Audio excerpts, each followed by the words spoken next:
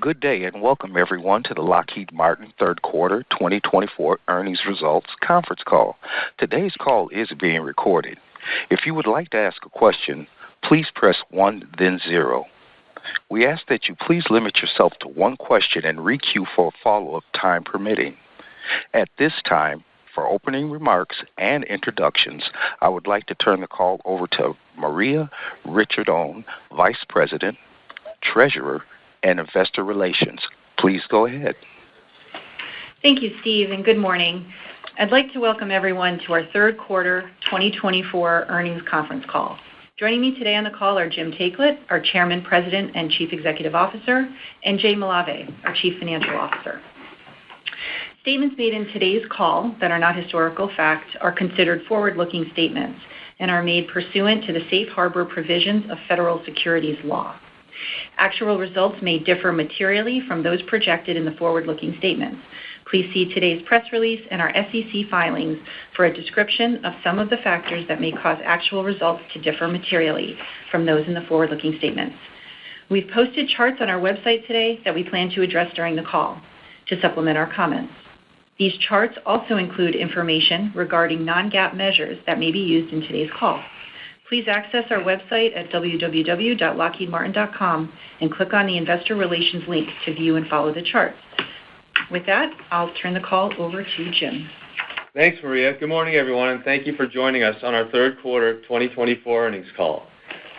The demand for Lockheed Martin systems and services remains robust across all 4 of our business areas. We ended Q3 with record backlog of more than $165 billion, reflecting a book-to-bill ratio of 1.3 in the quarter. Precision and air defense munitions drove the increase, including large orders for Javelin, guided multiple launch rockets, and joint air-to-surface standoff and long-range anti-ship missiles. Compared with last year's third quarter, sales increased, and segment operating margins expanded 20 points to 10.9, led by missiles and fire control, reflecting increased production volume. Free cash flow was $2.1 billion in the quarter as we continue to implement working capital efficiencies and optimization. High confidence in our future cash generation prospects supported our board's recent decision to raise the quarterly dividend by 5% to $3.30, the 22nd consecutive year of increases, and to extend our share repurchase authorization. Turning to the F-35, we delivered 48 F-35 aircraft in the quarter. We expect to deliver 90 to 110 aircraft in 2024 and the remaining balance of the Lot 15 to 17 aircraft thereafter. In addition, TR-3 flight testing continues with 95% of combat capabilities validated and additional capabilities progressing. With over 1,040 aircraft delivered and growing, the F-35 fleet has become an essential component of the collective security of the U.S. and our global allies. For example, by the 2030s, over 600 F-35s will be in operation across more than 10 European nations. And in July, Greece announced that it will be the 19th nation to fly the F-35 and will acquire 20 aircraft. Plus, the rollout of the initial F-35 for Poland in August marked a significant milestone in our 20-plus year partnership with that country. The F-35's superior sensors, stealth, and data sharing capabilities are setting new standards for interoperability and joint operations with our allies, serving as the cornerstone for NATO's deterrence and defense posture. To further augment the capabilities of the F-35 and our other major platforms, we are investing heavily in autonomy and AI, as well as other enabling digital technologies. As an example, our Lockheed Martin AI Center and our RMS business area conducted realistic teaming scenarios with uncrewed aerial systems, or drones, and uncrewed ground vehicles at the U.S. Army in their recent experimental demonstration event. The successful demonstrations exhibited our abilities for using AI by launching an autonomous drone to provide guidance and navigation instructions to a ground-based robot to help it navigate a dangerous urban environment and enable greater safety for our soldiers than any current approaches can do. The rapid integration of digital technologies and capabilities is one element of our 21st century security strategy. Another example of this in the third quarter was Lockheed Martin Skunk Works team partnered with the U.S. Air Force Test Pilot School to conduct full-scale live flight tests of an adaptive technology that makes real-time adjustments to flight control algorithms, resulting in substantial time and cost savings. And we do these kind of tech insertions on real, scalable combat platforms. Those that, when implemented en masse, can have theater-level effects on combat capability and thereby deterrence from great power armed conflict. The second element of 21st century security is designing resilience and anti-fragility into the defense industrial base. To this end, we signed a teaming agreement with our partner General Dynamics in the third quarter for the production of solid rocket motors. The initial work will focus on producing SRMs for the Gimler's rocket and will start in 2025 at GD's facility in Camden, Arkansas. This third source of solid rocket motors will enable us to move more quickly to ramp production for critical defense capabilities and strengthen the defense supply chain. The third element of 21st century security is the implementation of a global and regional approach to production and sustainment with our allies and partners. We have expanded international collaborations to enable indigenous military capability development in countries including Australia, Germany, Poland, and India. I recently had the opportunity to discuss the expansion of Lockheed Martin's sustainment and production operations in India with Prime Minister Modi in July, including growing the capacity and the capabilities of our joint ventures with Tata that already manufacture C-130J empennages, F-16 wings, and helicopter cabins in Hyderabad. Turning to the U.S. defense budget, we are currently in a continuing resolution that funds U.S. government operations through December 20 of 2024. For our part, our teammates across all of Lockheed Martin will thereby be able to continue to work diligently to deliver on our customer commitments. We'll also be dedicated to delivering strong financial performance through the remaining months of 2024 and to carry that momentum into the coming year as well. So now I'll turn it over to Jay. Thanks, Jim, and good morning, everyone. Today I'll provide an overview of our consolidated financials and operational highlights in the quarter before handing off to Maria, who will cover business area results. And I'll come back to discuss the 2024 outlook and some longer-term trending. Starting on Chart 4, sales of $17.1 billion were up 1% year-over-year, led by MFC and RMS. As expected, Aeronautics was down primarily due to delayed revenue recognition of approximately $700 million associated with the lapse in F-35 program funding, as we continue to work through Lot 18 negotiations. Normalizing for that impact, consolidated sales would be up 5% year-over-year. Segment operating profit of $1.9 billion was up 3% year-over-year, with consolidated margins at a respectable 10.9%. Net profit adjustments in the quarter were higher than prior year and amounted to 20% of segment operating profit. GAAP earnings per share of $6.80 increased 1% year-over-year, driven by higher profit and lower share count, partially offset by higher interest expense, a higher tax rate, and lower pension income. Turning to new business, we recorded over $22 billion of orders in the third quarter, for a book-to-bill ratio of approximately 1.3, led by MFC with orders exceeding $8 billion and driving overall backlog to over $165 billion. Free cash flow was $2.1 billion in the quarter, aided by strong collections, including international program advances. This brings our year-to-date total free cash flow to just over $4.8 billion, enabling another $700 million of independent research and development and capital expenditures in the quarter, further enhancing our leadership position in 21st century security and integrated deterrence. Finally, we returned $1.7 billion of our free cash flow to shareholders via share repurchases and dividends. Turning to some key operational milestones and program highlights in the quarter. At Aeronautics, through the third quarter, we delivered 48 F-35s.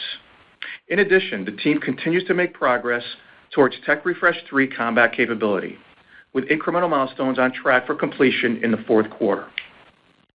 Beyond the F-35, the C-130 franchise had a very successful quarter. The worldwide fleet of over 550 C-130J Super Hercules surpassed 3 million flight hours, demonstrating the platform's unmatched global reach and multi-mission versatility. We also delivered the first 8 C-130J-30 tactical airlifters to the Ohio Youngstown Air Reserve Station in July, and delivered the first J-variant aircraft to longtime C-130 customer, New Zealand. At RMS, the U.S. Marine Corps formally accepted the 23rd and final next-generation VH-92A presidential helicopter built by Sikorsky, marking a significant milestone for the company, whose aircraft have flown every U.S. president since 1957. This highly tailored solution, based on the proven S-92 helicopter, meets the Marine Corps' unique and critical mission of supporting the Commander-in-Chief around the world. And at Space, in September, NASA awarded Lockheed Martin a contract to design and build the next-generation Lightning Mapper instruments for the National Oceanic and Atmospheric Administration's, or NOAA's, GeoXO program. The baseline contract is valued at approximately $300 million for 2 instruments, with options for an additional 2.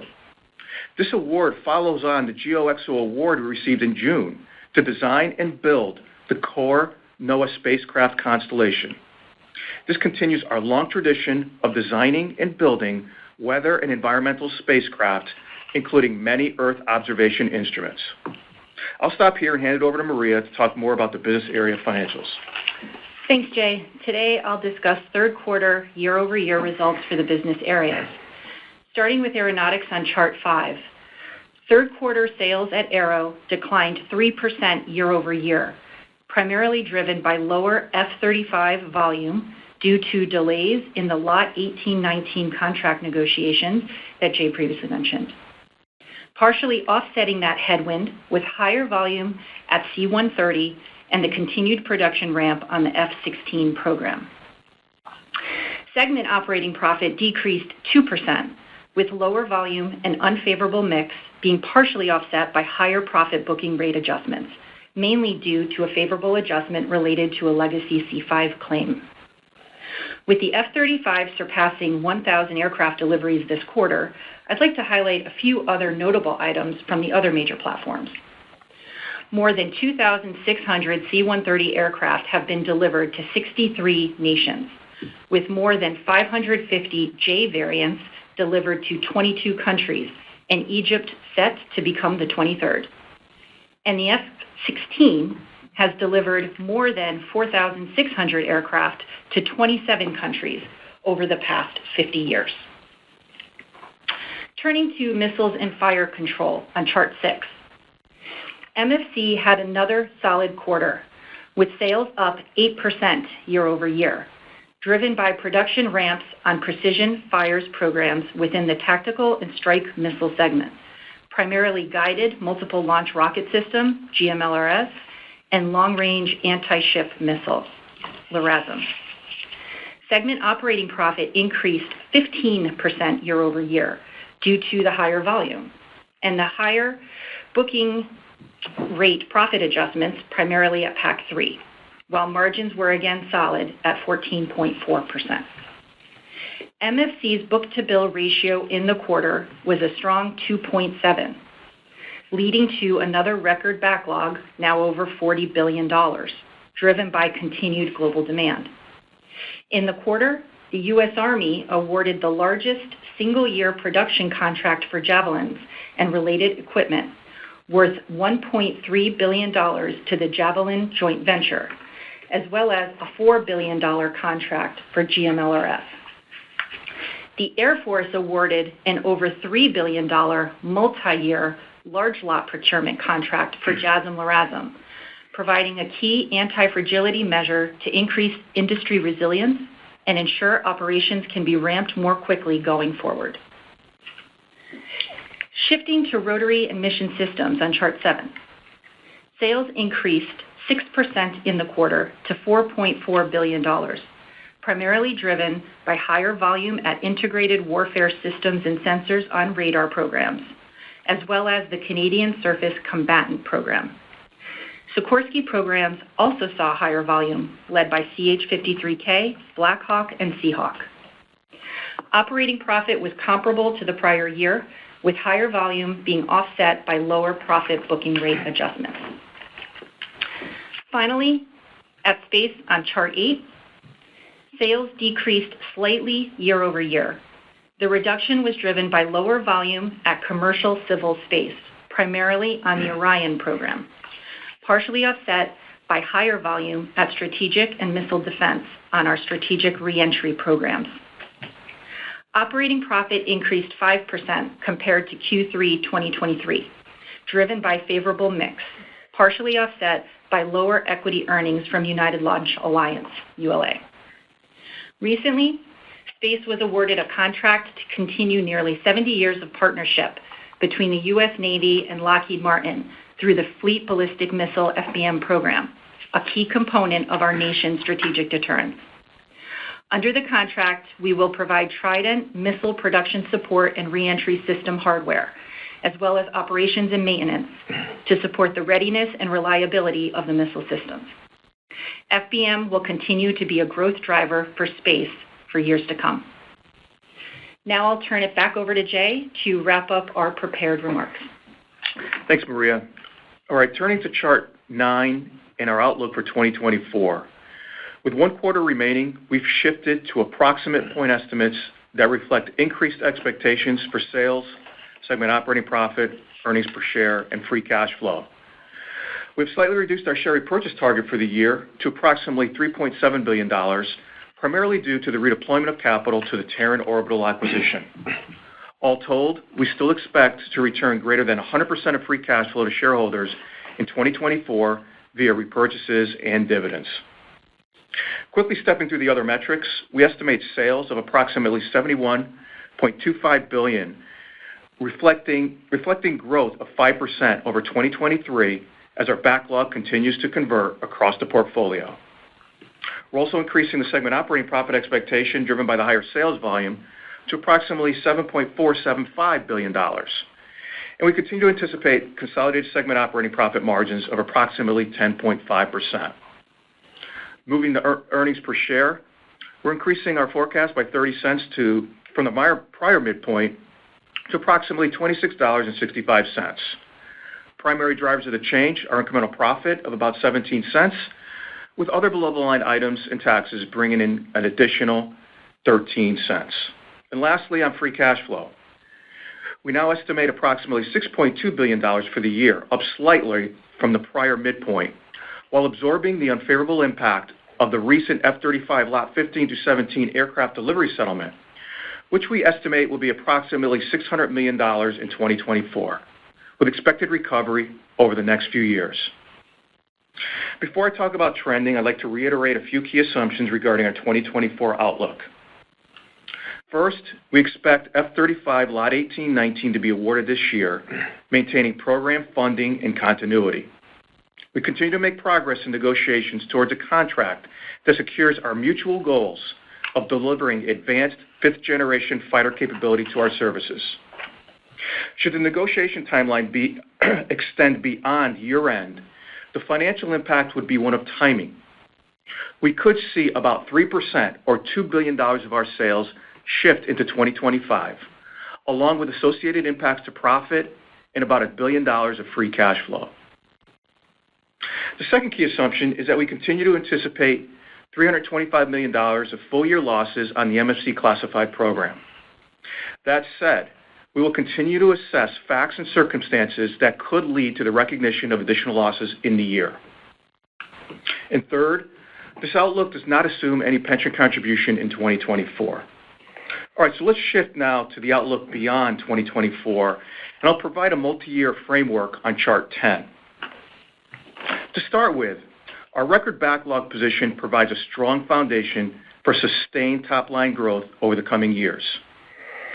Looking at sales through the 2027 timeline, our baseline assumption still reflects a low single-digit compound annual growth rate, off of the higher-than-expected sales expectation for 2024. As I stated previously, the demand signals point to mid-single-digit growth through 2027, but the outlook remains tempered by our current assessment of the pace at which the value chain can meet the demand. Our confidence in a mid-single-digit growth rate will grow as clarity increases on new business campaigns, funding stability, and capacity acceleration of the production systems. On segment margins, we anticipate improvement of 10 to 20 basis points per year based on our continued focus on operational excellence and program performance, combined with program de-risking. So in other words, steady improvement to a more normal range of around 11% ROS by 2027. Thinking about EPS trends over the 3-year horizon, while we anticipate year-over-year benefits from higher segment operating profit and a lower share count, these benefits will be diluted by continued FAS/CAS pension headwinds, particularly in 2025, and higher effective tax rates from a change in certain deductions based on current law. For free cash flow, we continue to target a low single-digit CAGR through 2027, based on delivering cumulative working capital reductions that partially offset known pension contribution headwinds. While offsetting the pension contributions dollar for dollar in each year with working capital reductions alone is a challenge, we have confidence that we could fully offset the headwinds and improve the growth rate to mid-single digits through the combination of organic and inorganic cash generation initiatives. We'll provide more details in January as we shore up plans with better visibility to 2024 pension asset returns, post-election policy, and interest rates. Overall, this baseline multi-year framework remains consistent to the investment thesis we've discussed previously. We still expect low single-digit free cash flow growth over the next 3 years, supplemented by share repurchases to deliver mid-single-digit free cash flow per share return over the same horizon with upside potential.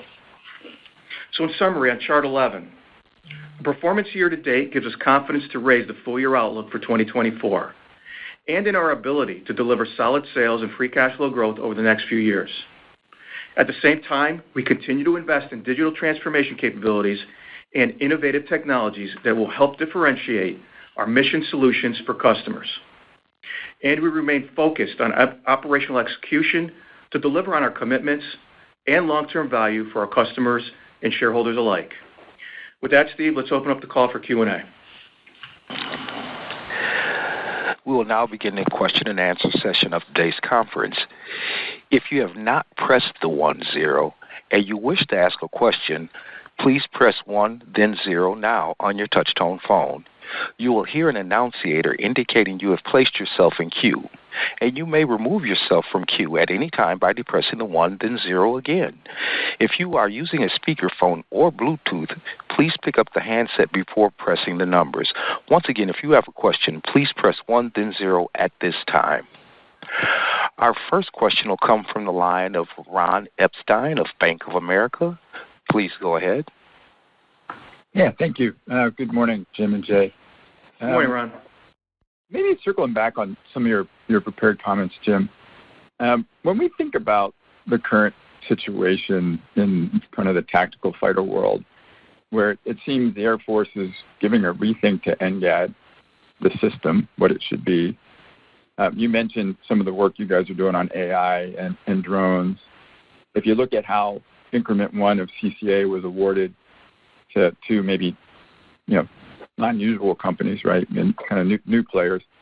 How are you thinking about Increment 2 and what, the interplay between manned and unmanned systems, tactical fighters, drones? I mean, does it change how you think about going forward, what NGAD could be and what it means for Lockheed?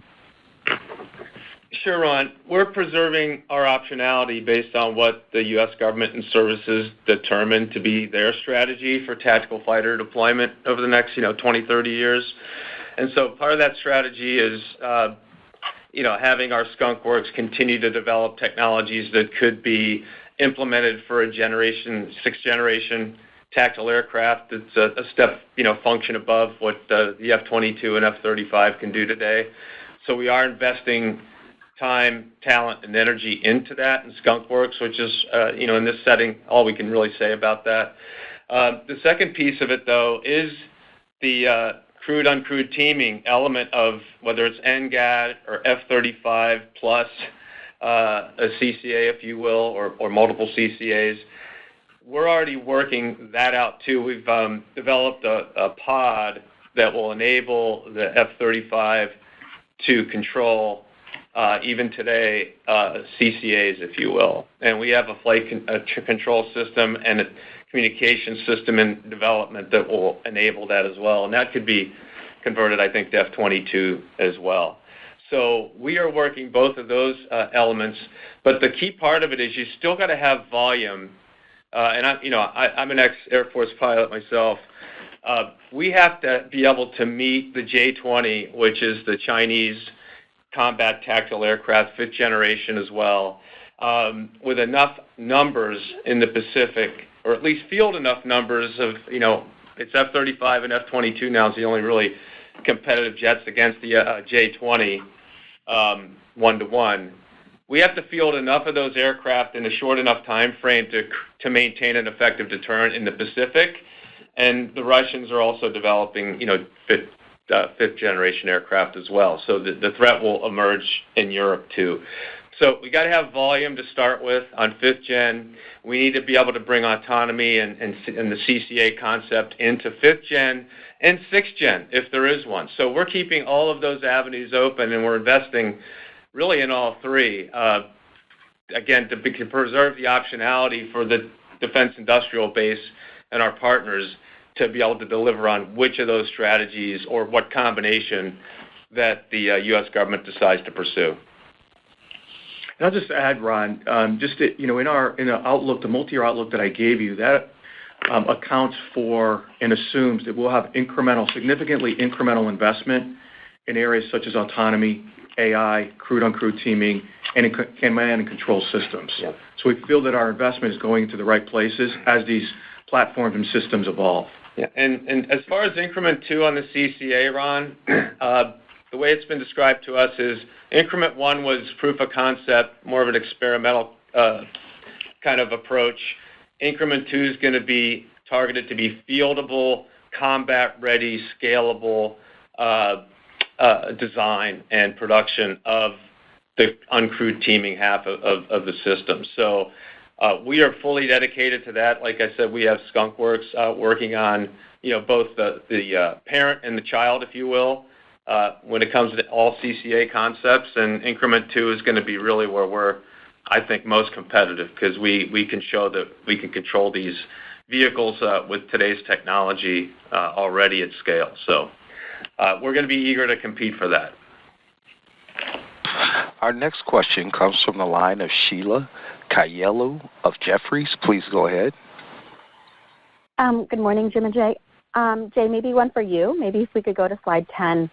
Appreciate you giving the long-term, medium-term targets for low single-digit revenue growth. Can you maybe rank order the segments with MFC leading? I think you've talked about mid-single-digit growth or $750 million there, and what other segments follow? What campaigns get you to that mid-single-digit opportunity for top-line growth?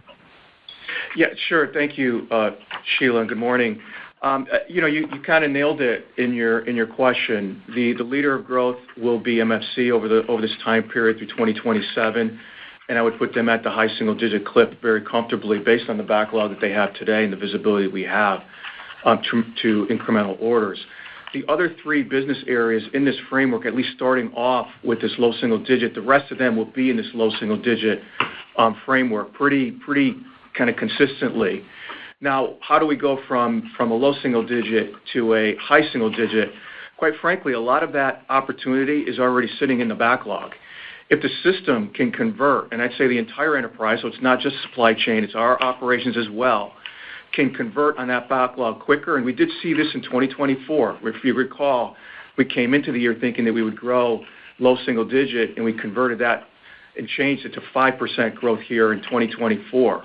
So under the same framework, it is a step change from where we are in 2024, but we've demonstrated that we can improve throughout the year. So as that visibility gets better, that would enable us to go from a low single-digit to a mid-single digit. Yes, there are other campaigns, and some of those are classified. If you go back a few years, we talked about the 4 pillars of growth. New awards was an element of that, as well as classified growth. New awards, we got one of those, which is the Next Generation Interceptor, so that's already a win. The other one would be in our classified portfolio, and those are campaigns that will happen over the next, I would say, 6 to 18 months. But as I mentioned, and I mentioned in my prepared remarks, the foundation for the growth to mid-single digit is pretty solid. It's at least in the short term, is more of a conversion issue. Our next question comes from the line of Noah Poponak of Goldman Sachs. Please go ahead. Hey, good morning, everyone. Good morning. Jay, I was hoping to get some more help from you on the MFC margin. Do the last 2 quarters suggest the operating performance is better, or is it just that the loss accrual is loaded into the fourth quarter? And I guess remind me why the accounting is that way, as opposed to taking it all when you know you have it. And I don't know if you could talk about how you expect that to progress through 25, but I guess just fundamentally, like, is the new classified program or the overall operating performance in the segment, is it improving or worsening, or is it just, the volatility is accounting? Yeah, I would say the volatility is accounting. I would say in this year to date, their performance is better than prior year. We've seen an improvement. When you put aside the losses related to the classified program, their profit adjustments year to date have shown growth, and they're performing, I think, pretty well in the base. So, this was a good quarter as an example. We didn't really record any losses related to the classified program, and we delivered 14.4% margins in the quarter, and that's essentially where they're operating this year, ex the losses.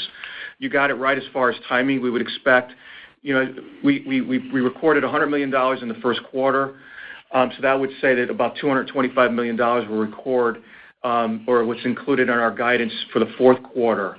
As far as your question on the accounting, it's a good question. It really depends on the facts and circumstances and the probability. We have to make an assessment and a probability of the exercise of certain options. And so the visibility is clearer as things are more short-term, and the visibility gets a little bit more murkier as you go out a little bit further.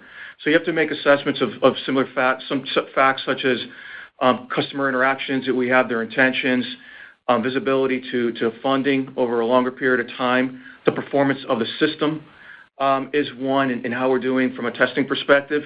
So all of these factors taken together have to go into the assessment to determine if and when we record a forward loss. And so that's where we are. As far as 2025, a baseline assumption would be that you go from 325 to anywhere between, say, $250 to $300 million in losses in 2025, assuming a 1 per year type of framework.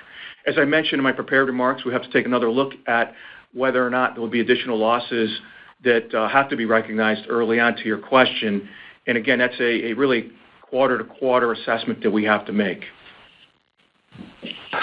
Our next question comes from the line of Miles Walton of Wolfe Research. Please go ahead. Thanks. Good morning. Hey, Jim, just a follow-up first on CCA. Are you currently competing on the autonomy portion of Increment 1, and is that what gives you a better feeling for where Increment 2 Lockheed could be? And then, Jay, could you just update us on the Aero classified contract? I think you booked another charge in the quarter. I'm just curious if there's any line of sight to when you're sort of back on the right sides on that program. So, Miles, based on the classification of the CCA program, especially longer term, I can't refer to it directly as far as who's competing for what element of it, but what I can tell you is, and echoing Jay, we are investing heavily in autonomy, AI, 5G connectivity, distributed, remote node cloud, those kinds of things that enable a CCA-type device to be effective. Now, we're testing in open air, I'll call it, these kind of technologies with existing platforms, which is another use case, but it's one we could talk about. So you've already seen potentially that we've got an autonomous Black Hawk up and running, full capability helicopter that can do missions with you sitting on your couch in your living room, programming the mission in and changing it in flight on your iPad, right? This is scalable, big hardware, big effect platforms that can be elevated in their capability with autonomy, AI, etc. We've also done the same thing with an F-16 with the Air Force that shows that we can actually dogfight an F-16 without a pilot in it and be effective. So these technologies, one could probably surmise if you can apply them to legacy hardware at that level of scale, that you can certainly apply them to hardware that is a smaller scale and uncrewed as well. On the question on the classified program at Aeronautics, we did realize incremental risk in the quarter. In the press release, we had about $80 million there. Year to date, we're about 145. So we have obviously realized some incremental learnings that have converted to incremental losses.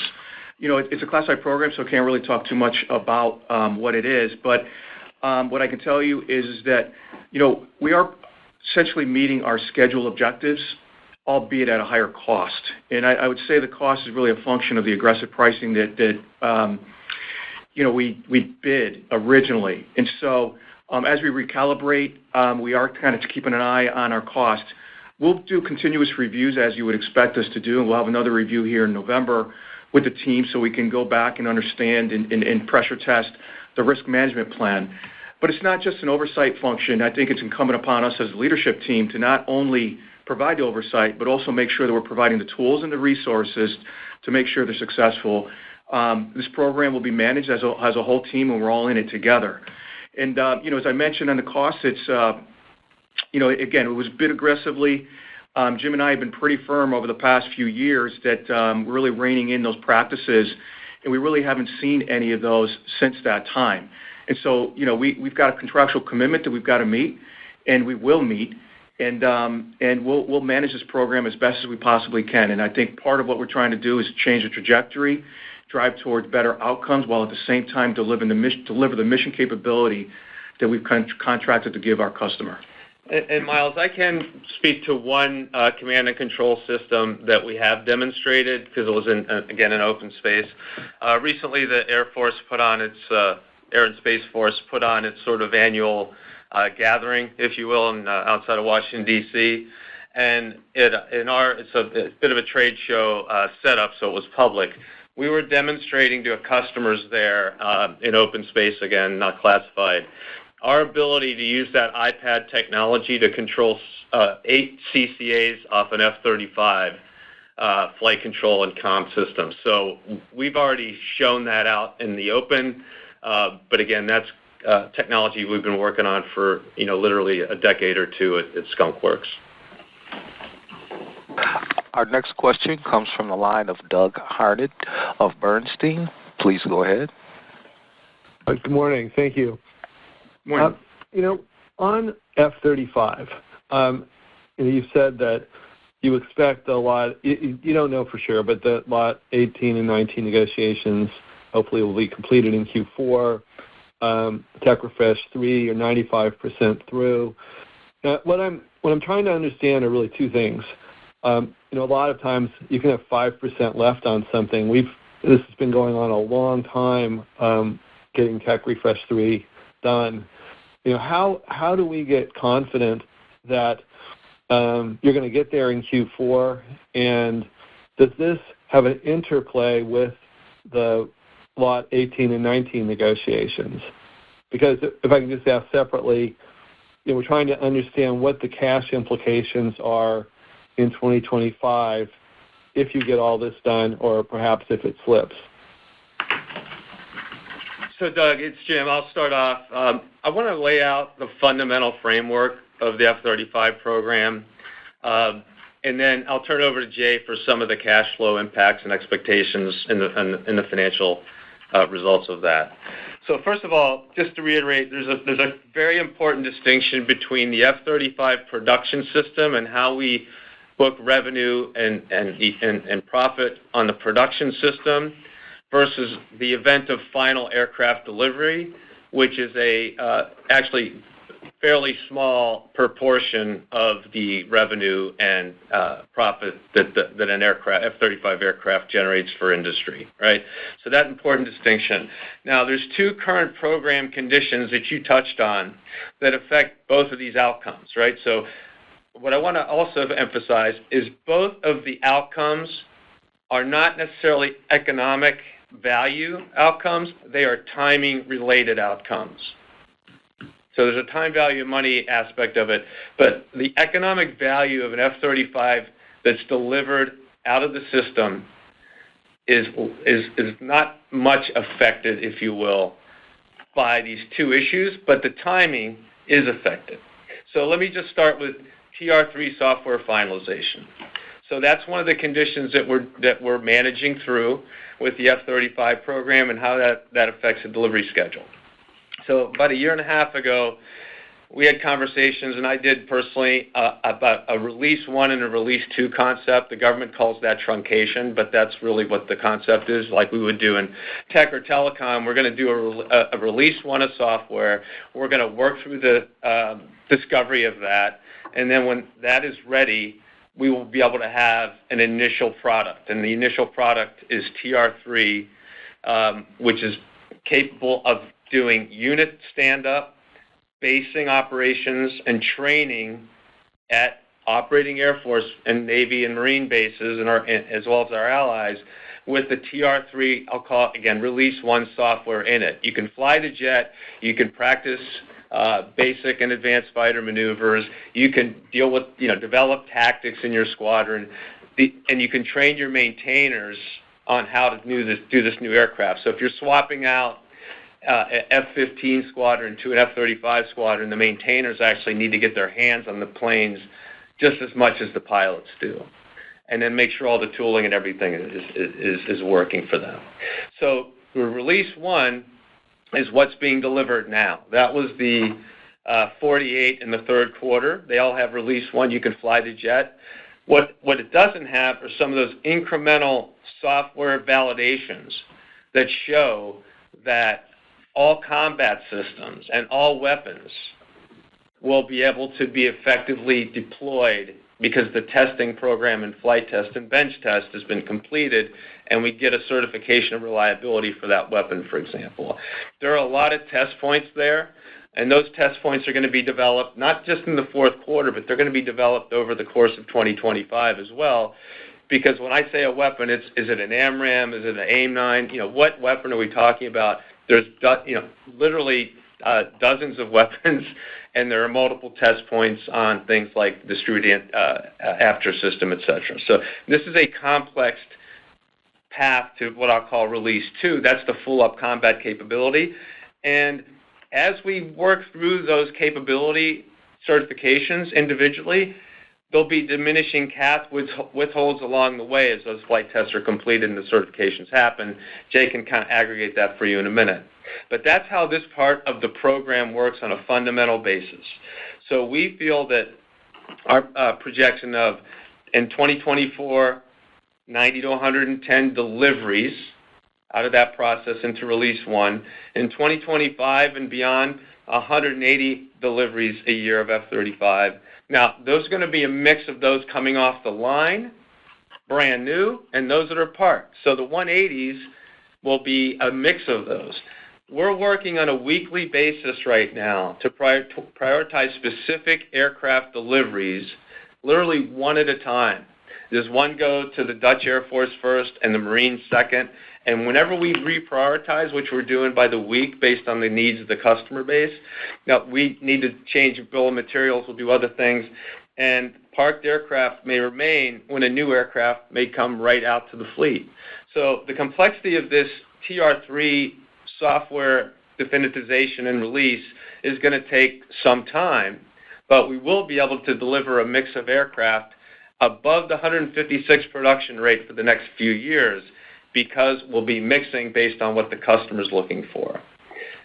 So that's one of the issues that you talked about. The other issue is actually, I would consider it completely unrelated from this. And that issue is any lot negotiation for a program such as this and at the scale that this program is at. So we are on a lot contractual negotiation with the U.S. government, and by we, I mean our major suppliers with us and all the way down to our smaller suppliers. Now, currently, that lot negotiation is 18 and 19, and it's not completed yet. And under the Federal Acquisition Regulation, if the government does not have a formal agreement with the supplier completed, the government cannot pay for either work being done under that undefinitized contract. In fact, it's a not completed contract, to be clear, or pay for a product that is actually completed either. So that is where we as industry then have to prioritize keeping our production system on pace while the government by law cannot pay us. So it's essential for the health of the lower tier suppliers that we do that. We all kind of step up and do it as an industry. But the prime and major subs cannot book our revenue and profit even though we're expending cost. And that's where the cash impact of the negotiation comes in. We're not going to stop the production line because it would be unwise, I'll say, until the formal agreement is signed. We are going to keep it going until the formal agreement is signed, at which time these cash payments will be releasable. So those are the two issues we're facing. I want to say one other thing, Doug, while you've asked about this topic of F-35, this isn't just a Lockheed Martin commitment to make this program a success. It's an industry-wide commitment, and I would also add a government commitment to make it a success. I'll just give you a few of the things that we've been part of and led over the last, I'd say, 2-3 months. We held a CEO summit of the top 5 industry partners in Fort Worth at the factory, where we took an entire day determining how we could integrate our systems, IT systems, test systems, our processes, how we develop subassemblies and other items that go on the jet and integrate them with the jet, those processes, and personnel, moving more people between companies on either a temporary or almost semi-permanent basis to make sure we've got the best talent working on every problem. So that's one thing that we've done. That same CEO-level team followed up with the government, and the meeting there was chaired by the Chief of Staff of the Air Force. The Joint Program Office leader was there, General Schmidt. The U.S. Navy and Marines had their air bosses there, and that was in the Pentagon, to lay out a similar integration framework with U.S. government systems, processes, and personnel that's appropriate under law and regulation. And then we had another CEO update with U.S. senior government officials, and this was just 2 weeks ago, and 7 partner nation customer officials in Washington to trade a status of what we were all doing together. And in 2 more weeks, I'm bringing my executive team at Lockheed Martin across all the businesses and functions. We're going to gather in Fort Worth to make sure that every resource, every operational practice, every supply chain element that we can bring from across the company, and certainly all the technical talent, is devoted to this program. That is what we are doing to make sure this is a success. And the last thing I'll say there is that the customers need and want this aircraft. That was the opinion of the U.S. government in our meeting with the chief. There are 6 customers since the 2020, and I think these are all the competitions that we were in, actually, that chose the F-35 that weren't in the original partner group or the original order team. There was Switzerland, Finland, Germany, Canada, the Czech Republic, and Greece. And then follow-ons from partners that already have the aircraft in operation also were added: Japan, Netherlands, Republic of Korea, and Israel. So the demand for the aircraft, and actually the essential need for the aircraft, is there. Industry is getting together with government, and I think in ways that we haven't done before, to really make this a success. And we got to work our way through the lot negotiation, which is, again, it's a timing issue as far as payments, and we got to work our way through TR3 integration, which is a technical issue, but literally it's an all hands on deck not just in industry, but I'd say in government too, to get this all done. Jay, any? Yeah, let me just add, Doug, I could try to give you a little bit of color on the cash impact to your question. As Jim mentioned, that what we're looking at here is an output estimate of about 180 aircraft deliveries per year over the next 3+ years. So effectively what will happen is cash collections will smooth out over this period of time. It's important to point out that remains consistent with the low single-digit free cash flow growth framework that we've articulated today and previously. Just maybe a little bit on 2024. As I mentioned in my prepared remarks, we estimated the impact this year of unfavorable impact of about $600 million. That consists of two factors. Number one, less deliveries than the 156 rate. So we'll deliver, in that range of 100 aircraft or so. So there's going to be less aircraft delivered, and so there's an impact for cash flow from that. So the second impact is the impact of the withholds. While we will release some of those withholds this year based on completion of milestones, there will still be some that carry over into next year and a little bit into 2026. Now, in 2024, that unfavorable impact was $600 million. That was entirely offset by other working capital efficiencies in the rest of the portfolio of about $600 million, mostly through advances that we've seen there. And so the net impact, and then what enabled us to deliver the same free cash flow, and in fact, better than the midpoint that we'd originally guided to, was that offset. As you go to 2025, we'll deliver more aircraft, and so we will see the benefit of having delivered more aircraft, and we will also see the benefit of having incremental withholds released. I would quantify that today at around $300 to $400 million, and then that'll then continue to flow in 26 and beyond, and hopefully that helps. Our next question will come from the line of Rich Safran of Seaport Research Partners. Please go ahead. Jim, Jay, Maria, good morning. How are you? Morning. Jay, on your opening remarks on pension, I think in the past you made some comments about possibly reducing some out-year pension headwinds. So I want to know if you could maybe update us on what your thinking is there, if you still intend to reduce the headwinds after 2025 using debt or cash, and if so, what the timing of that might be. Thanks. Yes, thanks, Rich. So essentially, in my prepared remarks, I talked about the inorganic means of managing this pension headwind. The inorganic would essentially be the issuance of debt as a primary enabler to be able to do that. That's still on the table, as I said on my prepared remarks, that we're going to go through between here and the end of the year and finalize our plans based on various factors. And as you would expect, we're trying to exhaust all of the opportunities on an organic basis. So what can we wring out in working capital over this period of time to be able to offset as much as possible? To the extent that we can't, we do have the ability to go on financing to take out. I think that the key takeaway there is that I remain confident that we'll be able to do that through the combination of organic working capital reduction as well as some level of inorganic, mostly on the debt side. Our next question will come from the line of David Strauss of Barclays. Please go ahead. Good morning. Thanks for taking the question. Yep.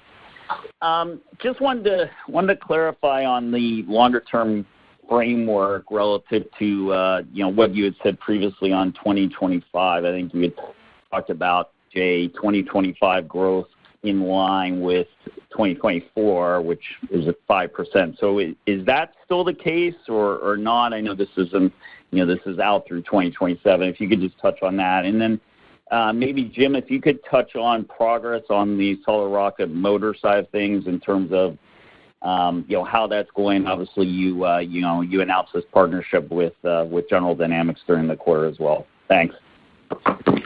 Okay, just on the framework as it relates to 2025. 2025 is very consistent with the multi-year framework that's on that chart, which is our starting point here is a low single-digit growth framework off of the 2024 number.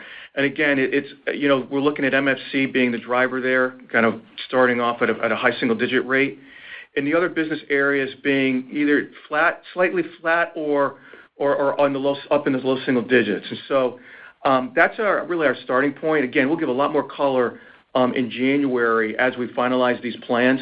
But I'd say 25 is consistent with what we're saying in the multi-year framework.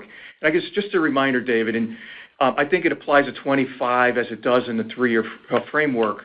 When you went into 24, we started at low single digit. We upgraded it to mid-single digit. I think as our visibility improves, as I mentioned in my prepared remarks, there's still the case where we could be mid-single digits in 2025, but we need to see it come through. We need to see the production and operating systems be able to consistently grow at a mid-single digit CAGR, which is a lot easier said than done in the environment that we've been living under over the past few years. And David, as far as the solid rocket motor industrial base, I think this is a really positive example of how industry does come together in the service of national security, right? So, first of all, I've just circulated this question with our Chief Operating Officer, Frank St. John, who's outstanding, on Northrop Grumman and Aerojet Rocketdyne, which is now managed by L3Harris. My question to Frank is, are these companies putting all the resources that we think they could be putting into their solid rocket motor operations, quality, delivery schedule, personnel, et cetera, and open to us collaborating with them to make sure those deliveries happen? And his answer to me was yes. So our existing industry partners are stepping up to try to meet the elevated demand and investing to do that. So that's great. But we still need a third source from, I think, an anti-fragility perspective, as we call it. And that is a partnership with General Dynamics. And that started off at the CEO level, and we figured out there was complementary capabilities between General Dynamics and Lockheed Martin, where we could actually have the design done at Lockheed Martin for the SRM. And the General Dynamics had the ability, the facilities, and the kind of production operations and personnel that could actually produce it. And so we are working together on that. We'll have to get that new solid rocket motor certified. It'll be, again, Lockheed Martin IP design, if you will. And General Dynamics is standing up simultaneously the ability to produce them at rate. We have to do a few test articles next year in 2025. There'll be further testing that's done by the services to get their certification, the military services, in 2026, and should be producing at rate, we hope, by 2027. And that'll add a third supplier for the National Defense Industrial Base, not just for Lockheed Martin, but for others as well, and really strengthen our ability to produce these systems. Our next question comes from the line of Jason Gursky of Citi. Please go ahead. Hey, good morning, everybody. Thanks for taking the question. Jay, I just want to really beat a dead horse here, I should say, and make sure I fully understand the multi-year outlook here. So what you're saying is low single digits the baseline. You can outperform that into the mid-single digits so long as the supply chain and the production system kind of maybe performs as well as it did this year relative to expectations. What's the blue sky scenario here? Let's say that the supply chain all snaps back into place, the production system's working well. You are then, in this context, producing mid-single digit growth. But I would imagine that you've got a pipeline of additional opportunities out there. Is there a blue sky scenario where you're actually doing better than mid-single digit? It's a great question, Jason. Now, let me just first say in terms of the framework. I mean, obviously, over 2025, there's better visibility than there would be for 2027. So the outlook feels good. And so my comment in terms of confidence as far as the demand signal being able to drive to a mid-single digit growth rate in 25 is heightened by the better visibility. If you think about what we've seen and I'll take 24 as an example in answer to your question, given what we've seen, the demand cycle would have also enabled a higher growth rate than 5% in 2024. So I think the answer to your question in the short term is yes. I don't know that I can sit there and say that a multi-year framework would be a high single-digit number, but I think that given all the right circumstances, you could definitely see a year that could deliver high single digit. But again, we're starting from low. We got to get to mid. We get to mid, and then we can talk about anything beyond that. First things first. Our next question will come from the line of Rob Stallard of Vertical Research. Please go ahead. Thanks so much. Good morning.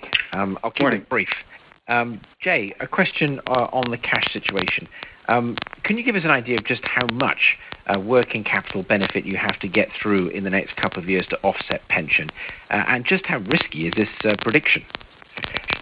Well, Rob, the way I would characterize it is just quick math. One day equates to about $200 million of free cash flow. And I would say through 25 and 26, we would have to do at least 2 days of working capital improvement. So is it possible? Yes, but in both years. So you'd have to do cumulatively 4 days through 25 and 26. It's possible, but it's a stretch. And that's why I believe kind of a better, higher confidence plan would be to combine the initiatives on working capital with some of potential inorganic capabilities or cash generation with the ability to really draw that back down over a period of time with continued cash flow growth. And so I think it's it's what I would say next year is that we've probably got 2 days that are not yet solutioned between now and the end of the year that we got to go figure out. And to the extent that we can, that relates to 2025. Well, that become the inorganic becomes the gap filler. All right, Steve, this is Maria. I think we've come to the top of the hour, so I'll turn it back over to Jim for some final thoughts. Sure, thanks, Maria. Look, I just want to recognize the employees across Lockheed Martin, their dedication, their resilience, and they consistently are innovating now in ways I think we've never have and cooperated across businesses and functions before like we never have. So I want to really make sure that they're recognized this afternoon. We want to make sure that our allies and our country can defend itself and therefore deter any aggression against us, and that's what they think they're doing and what they are doing every day. So I want to thank them and thank you for joining us all. I look forward to connecting you again for our Q4 call in January. So we'll see you then. Steve, that concludes the call for today. Thanks, everybody. Ladies and gentlemen, that does conclude our conference call for today. On behalf of today's conference call, we'd like to thank you for your participation and thank you for using AT&T. Have a wonderful day. You may now disconnect.